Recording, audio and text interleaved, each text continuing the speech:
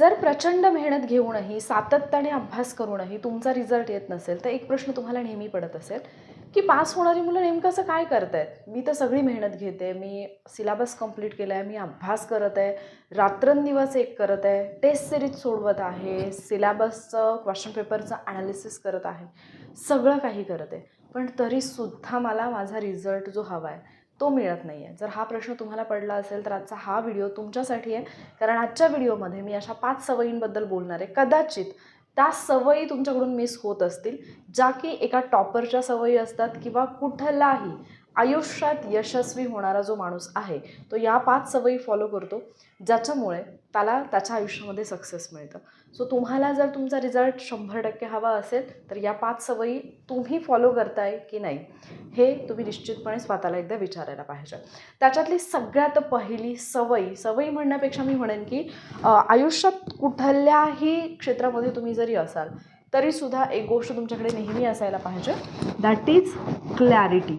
बऱ्याचदा मुलांकडे क्लॅरिटीच नसते की नेमकं आपल्याला काय करायचं. म्हणजे मोस्ट कॉमनली जर एखाद्या स्टुडंटला विचारलं की तुला नेमकं काय करायचं आहे, कशाची तयारी करत आहे, अगदी कॉमन उत्तर असतात, मला पास व्हायचं आहे, मला MPSC करायची आहे, मला कुठला तरी गव्हर्नमेंट जॉब पाहिजे. पण एक्झॅक्टली मला काय करायचं आहे हे माहिती नसतं. इवन तुम्हाला कधी कोणी बाहेर जाण्यासाठी विचारलं किंवा एखादा फंक्शन आहे त्याच्यासाठी तुम्हाला विचारलं, तुम्ही म्हणता मला अभ्यास करायचा आहे, मला खूप अभ्यास आहे. पण अभ्यास करायचा म्हणजे नेमकं काय करायचं आहे हे ज्यावेळेला तुम्ही स्वतः पण अभ्यासाला बसतात त्यावेळेला एक कन्फ्युजन असतं की मला नेमकं काय करायचं आहे. अभ्यास करायचा आहे माहिती आहे, खूप अभ्यास करायचा आहे हेही माहिती आहे, पण अभ्यास म्हणजे नेमकं काय करायचं आहे हेच बऱ्याचदा माहिती नसतं.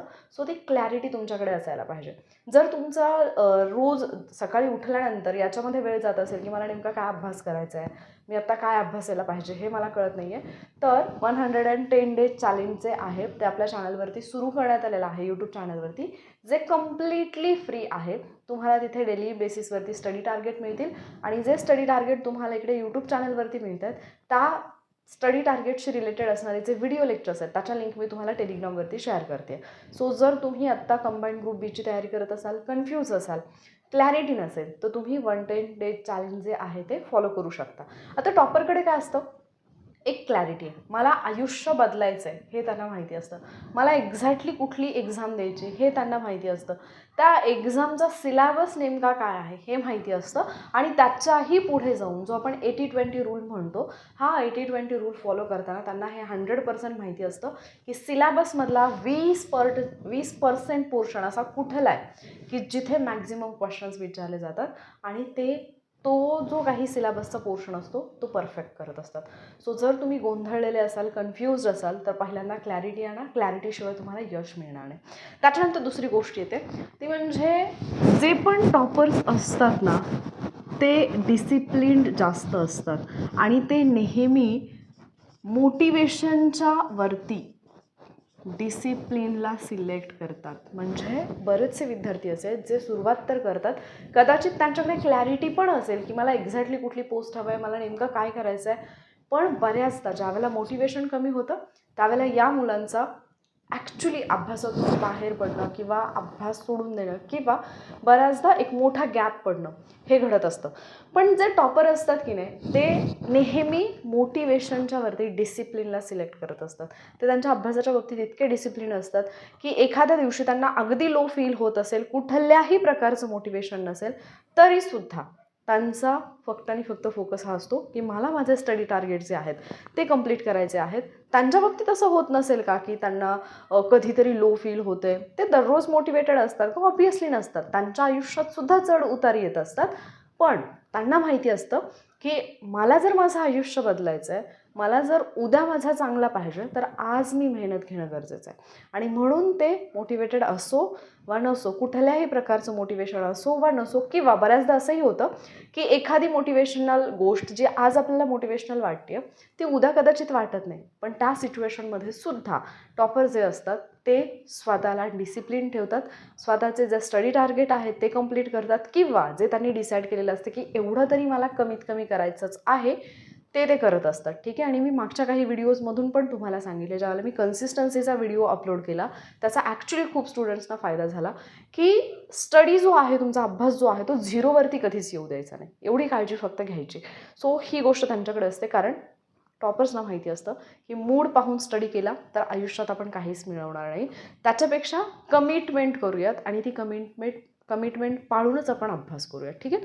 त्याच्यानंतर तिसरी गोष्ट, ही गोष्ट खूप जणांच्या बाबतीत लागू होते आणि प्रचंड अभ्यास असूनही रिझल्ट न येण्याचं सगळ्यात मोठं कारण कुठलं असेल, दॅट इज पॅसिव्ह स्टडी. मुलं फक्त आणि फक्त वाचन करतात. अभ्यास करायचा आहे ठीक आहे, मला एवढा मोठा सिलेबस करायचा आहे ठीक आहे, PYQ करायचा आहे, टेस्ट सिरीज करायची, रिव्हिजन करायची, सगळं करायचं आहे, पण ॲक्च्युली फक्त आणि फक्त रीडिंग करत असतात मुलं. जो कुठलाही टॉपर असतो किंवा जो कुठलाही सिलेक्ट होणारा विद्यार्थी असतो ना, तो तुम्ही पहा 99% स्टुडंट तर या कॅटेगरीमध्ये येतात की जे ॲक्टिव्ह स्टडी करतात.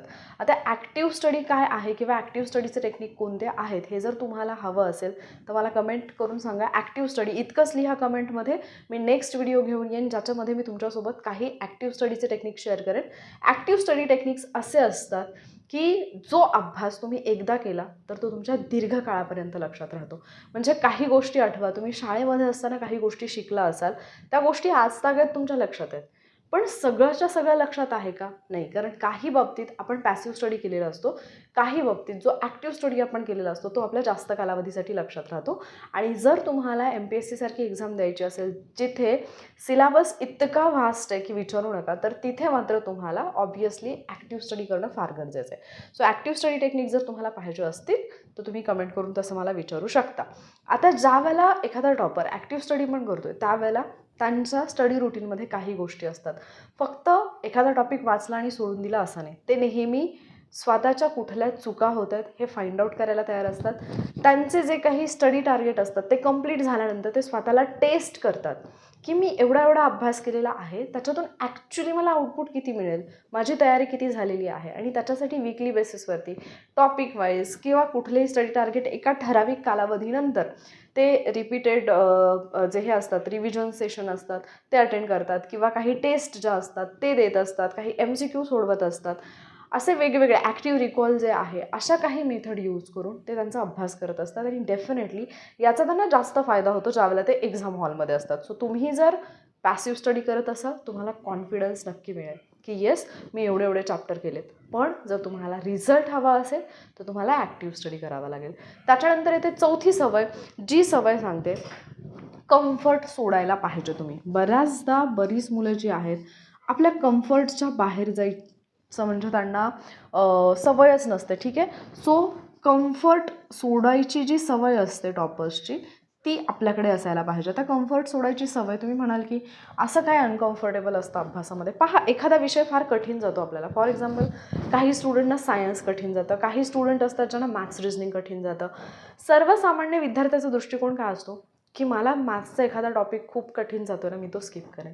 मला सायन्स कठीण जात आहे ना, मग मी याच्यातले बरेचसे टॉपिक जे आहेत ते स्किप करेन. टॉपरची सवय काय असते, हे मला अवघड जाते ना, मी याला थोडा एक्स्ट्राचा वेळ देईन, याचं बेसिक जे आहे ते मी क्लिअर करून घेईन, याच्यातल्या कन्सेप्ट मी समजून घेईन, कदाचित हा टॉपिक मला इझी वाटेल आणि त्याच्यात माझा रिझल्ट येईल. मी हे उदाहरण मागे पण खूप वेळा तुम्हाला सांगितलं आहे की ज्यावेळेला मी फर्स्ट टाईम कंबाईंड दिलेली होती, मला सायन्स अँड इकॉनॉमिक्स हे 2 सब्जेक्ट इतके कठीण आणि बोरिंग वाटायचे की अक्षरशः ते सब्जेक्ट मी स्किप केले होते फर्स्ट अटेम्प्टला. पण ज्यावेळेला माझी प्री निघाली, मेन्स मी दिली आणि त्याच्यानंतर जो मधला काही कालावधी होता रिझल्टपर्यंतचा, त्यावेळेमध्ये जेव्हा मी हा विचार करत होते की आपण राज्यसेवा ट्राय करायला पाहिजे, तेव्हा माझ्या लक्षात आलं की सायन्सचे खूप क्वेश्चन्स येतात राज्यसेवेला, इकॉनॉमिक्स पण इम्पॉर्टंट आहे आणि जर आपल्याला ते करायचं असेल तर ऑब्व्हियसली सायन्स अँड इकॉनॉमिक्स हे आपण परफेक्ट केलं पाहिजे. आणि त्यावेळेला जेव्हा मी एक एक टॉपिक करायला घेतला, तो समजून घेतला, कन्सेप्ट समजून घेतला, त्याला इझी लँग्वेजमध्ये कन्वर्ट केलं कारण मला ते समजत नव्हतं. तर आत्ता मला एक गोष्ट जाणवते की माझे स्टुडंट मला सगळ्यात जास्त कॉम्प्लिमेंट सायन्स अँड इकॉनॉमिक्ससाठी देतात. म्हणजे एक वेळेला असा असणारा सब्जेक्ट की जो मला बिलकुल आवडत नाही किंवा फार कठीण वाटतो, ते सब्जेक्ट आता मी अशा पद्धतीने शिकवते की मुलांना ते जास्त समजतात. म्हणजे तुम्ही जर एखादा तुमचा वीक सब्जेक्ट असेल आणि तुमच्याकडे टाईम अवेलेबल असेल तर त्या सब्जेक्टवरती कमांड कशी मिळवता येईल याच्यावरती प्रयत्न केला पाहिजे. 7 सब्जेक्ट आहेत तर 7च्या 7 माझे वीक असायला नाही पाहिजे किंवा अगदीच त्याच्यातले 4 सब्जेक्ट माझे वीक आहेत, 3 सब्जेक्ट वीक आहेत असं नको. एखादा सब्जेक्ट, त्याच्यातले काही ठराविक टॉपिक इथंपर्यंत ठीक आहे. पण जर तुम्हाला असं वाटत असेल की मला अख्खा सब्जेक्टच कठीण जातोय, सायन्ससारखा सब्जेक्ट जर कठीण जात असेल तर मी तुम्हाला पर्सनली रिकमेंड करेन की तुम्ही वॉरियर ऑफिसरचे लेक्चर करा. इतकी इम्प्रूव्हमेंट आहे स्टुडंट्समध्ये. आत्ताच्या कंबाईनच्या एक्झामला मुलांनी 13-14 मार्क्स घेतलेत सायन्समध्ये 15 पैकी. आणि हे पॉसिबल आहे जर तुमचं थोडासा त्या सब्जेक्टकडे पाहण्याचा दृष्टिकोन बदलला तर. ठीक आहे. त्याच्यानंतर येते 5वी गोष्ट, दॅट इज लॉंग टर्म थिंकिंगची त्यांची सवय असते. ते कधीही विचार करताना फक्त शॉर्ट टाईमसाठी करत नाहीत.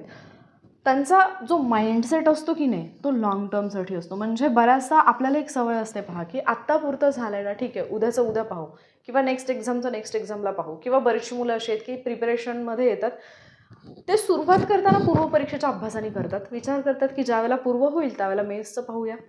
पण याच्यामध्ये पूर्वच निघत नाही. चुकून पूर्वपरीक्षा निघालीच तर परत मुख्य परीक्षा, त्याचा सिलेबस नवीन वाटतो, पॅटर्न नवीन वाटतो, स्पर्धा भयंकर वाढलेली असते आणि मग आपल्याला वाटतं की अरे आता माझं होईल की नाही. आणि हे होईल की नाही ही शंका जेव्हा मनात येते तेव्हाच तुम्ही अर्धे हारलेले असतात आणि मग त्याच्यानंतर रिझल्ट येण्याचे चान्सेस अगदी कमी होऊन जातात.